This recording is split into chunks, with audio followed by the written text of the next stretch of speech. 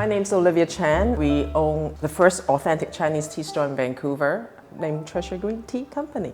Our business started in 1981. My father started it. It used to be called Super Fine Tea on East Georgia here. So, casually just sitting down one day and having dinner, my dad said, you know what, I'm gonna close the business. It's time for me to retire. And I go, what? And at the time I thought, hey, 20-something years of business, it's a pity to just close it. And so I whispered in his ears, do you mind if I try it? And he was very delighted. He said, yes, I will train you.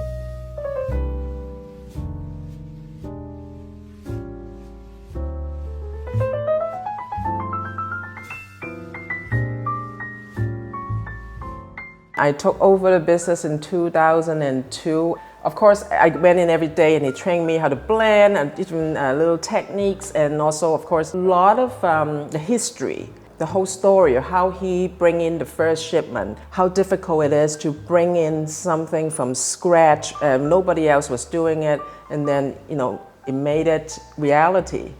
Everything was based on telefax.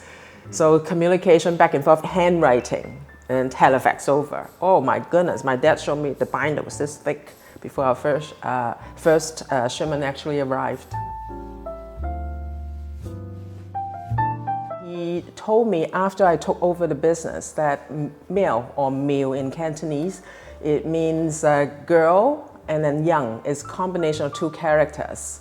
How he came about that name is when he was brainstorming into what to name the company. He was looking at me and my sister. We were both young girls at the time, and they say, hey, it would be great to one day, one of these young girls is going to take over the business.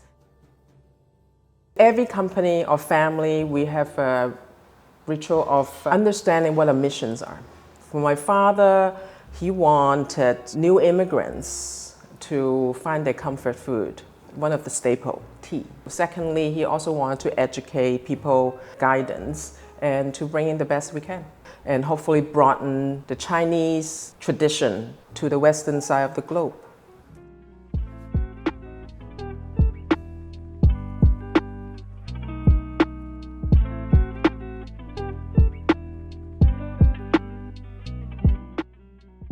My name is Pearl, and I'm one half of Dicky's Dumps, which is a handmade frozen dumpling business based here in Vancouver, BC. Originally, Dicky's Dumps was inspired by two things. My partner, Dixon, his love of cooking and catering for his friends and colleagues and loved ones.